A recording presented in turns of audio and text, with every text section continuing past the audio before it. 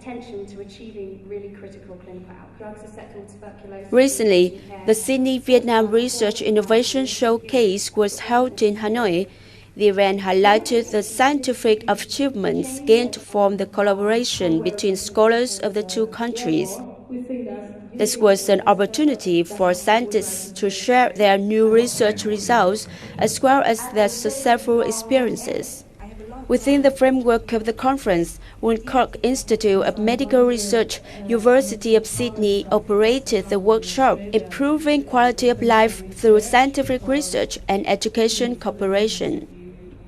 The workshop aimed to promote multidisciplinary cooperation between the University of Sydney and Vietnamese research units in many fields, such as medical research with projects on tuberculosis and respiratory diseases, maternal and child health, or sociological research with projects on consumer habits, social transfer, social enterprises, high-tech agriculture, etc.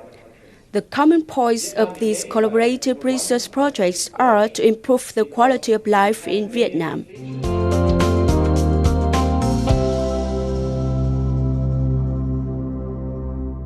Greetings from Vietnam on VTC10 Netviet. In recent years, Vietnam and Australia have paid much attention to boosting the cooperation in different fields such as socio-economic development, science, culture, and education. In today's program, we're going to talk with Professor Greg Fox from Woodcock Institute on the topic of improving the quality of life for the Vietnamese people via the collaborative research. Thank you for joining our program today. The first question, can you share with us about the missions of the Woodcock Institute?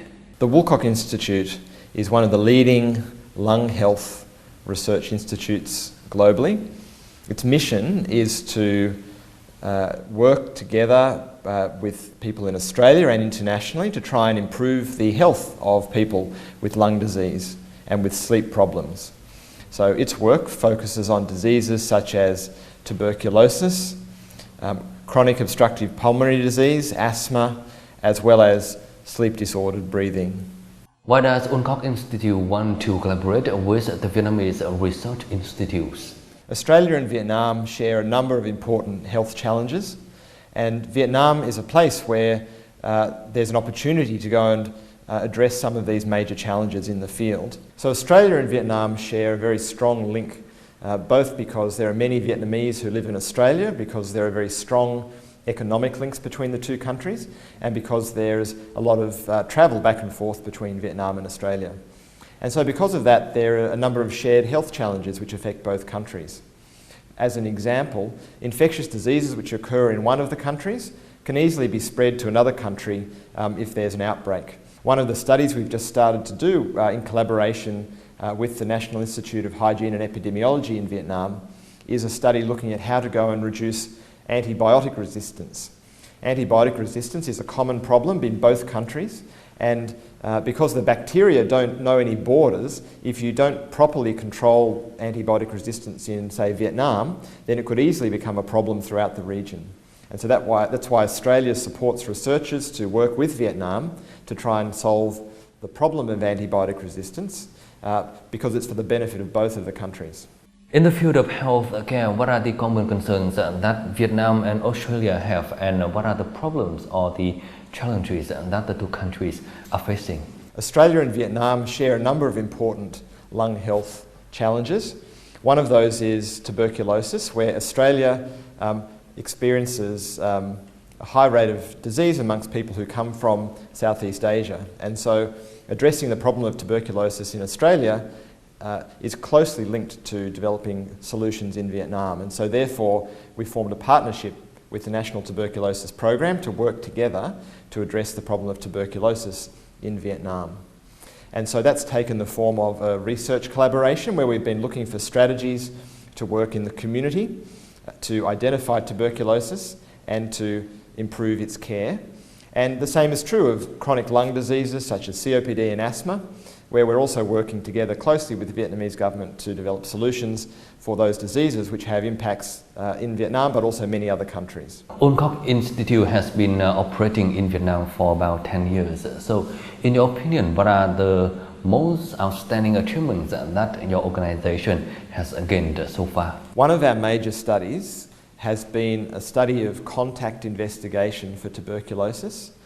What happened in this study was we worked with 70 different district tuberculosis units throughout the country to screen the family members of patients with tuberculosis. And that study, which has been published recently in an international high-profile journal, found that the screening process more than doubled the detection of tuberculosis, and it also increased the diagnoses of confirmed tuberculosis by more than 6 times. So that study now provides evidence that Vietnam and other countries can use to scale up screening in households, and in doing so to reduce the burden of tuberculosis upon the families of patients with tuberculosis. That's one example of a study. We've done a number of other studies where we've also been working in the general community to detect tuberculosis and found that by working with the local community to do screening on a large scale, that we can increase the detection of tuberculosis and improve the public control of that disease.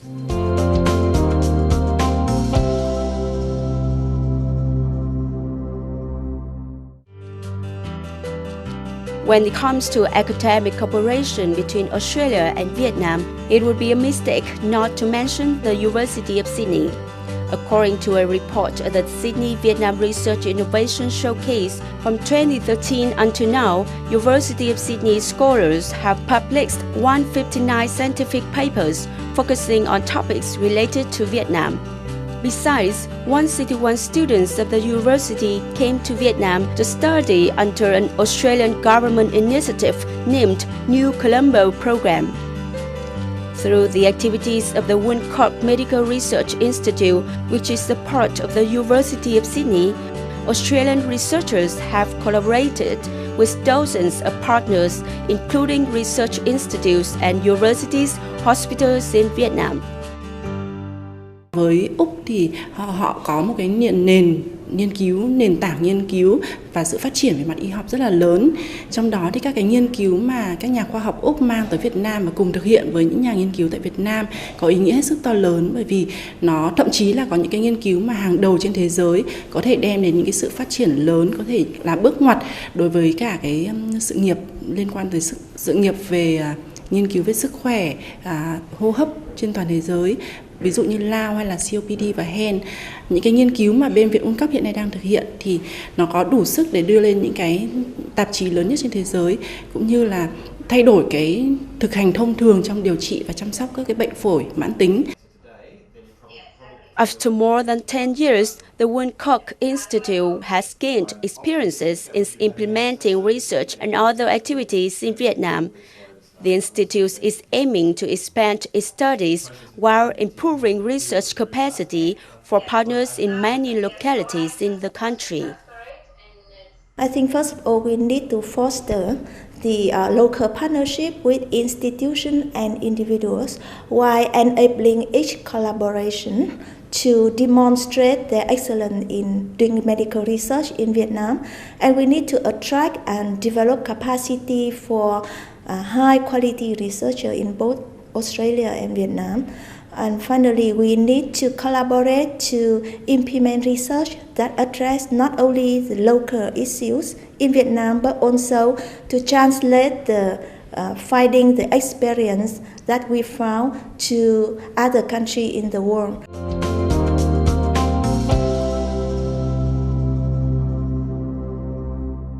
Since 2009, the Wooncock Institute has been working with partners in Vietnam in the Vietnam National Tuberculosis Control Program. So can you share more with us about the outcome of this collaboration? So we've been working in both research partnership as well as in capacity building in research. In terms of the research partnership, we've implemented a number of large multi-centre studies with the TB program to look at important problems such as tuberculosis in the close contacts of patients with the disease, to look at prevention of drug-resistant tuberculosis, and to look at how we can scale up screening for tuberculosis in the general population. And so those major studies, which have been funded by the Australian government, have resulted in high quality evidence which can be used in Vietnam and also in other countries. We've also been working in close partnership to build research capacity, and each year we've been holding research capacity building workshops where we bring Vietnamese clinicians and public health workers and teach them the methods for developing good research questions and support them to implement research. So both of those activities have been aimed to both identify solutions to problems in Vietnam but also build the capacity in Vietnam to do research. In your opinion, what should be done in order to boost the cooperation between Vietnam and Australia in doing research in general and particularly in healthcare research?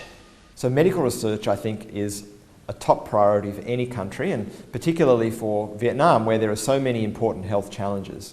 So I think in terms of strengthening the relationship between Australian academics and partners in Vietnam, I think it's important to provide opportunities for Vietnamese researchers to be able to have time to participate in research collaborations, to have support within Vietnam to develop local funding mechanisms to go and support Vietnamese researchers so that they can develop their careers here, and to continue to go and have joint meetings where we work together to identify common problems. In Australia, we're very fortunate to have very strong support through the university system and through the government for researchers, and that's resulted in Australia having a very high impact internationally in research. And I think as Vietnam continues to develop, that there is a great potential for Vietnam to have a similar impact, not just in Vietnam, but internationally through the research that it can do. Can you share with us about the strategy of your organization in cooperating with the Vietnamese partners in the healthcare research? So there's several important strategies to using research to transform healthcare. I think the most important one is to have strong collaborative partnerships where we understand what are the needs of the Vietnamese people and understand the role that Australians can play together with the Vietnamese partners in the university system and in the healthcare system. Secondly, it's important to try and conduct high quality research. So to look at how we can conduct the research well, how we can make sure that the data that we collect is accurate, to make sure that the processes of research are done according to international standards.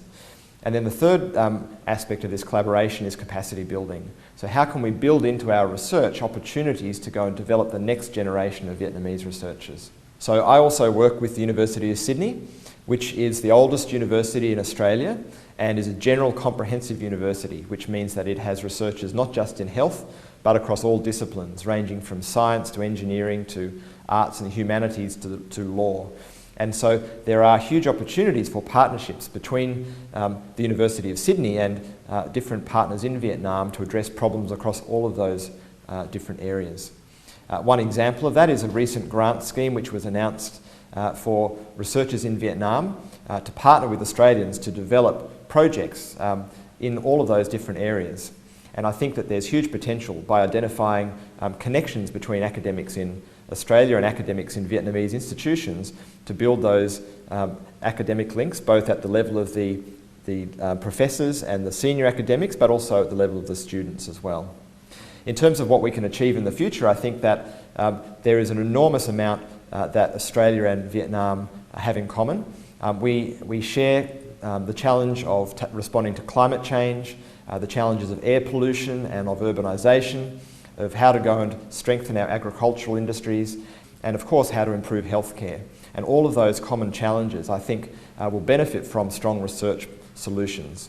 Once again, thank you for joining us and for your sharing today. And that's all we have for this episode of Strength Vietnam today. For comment and feedback, don't hesitate to write to us at strengthvietnam@netviet.tv.net. Thank you for watching and goodbye for now.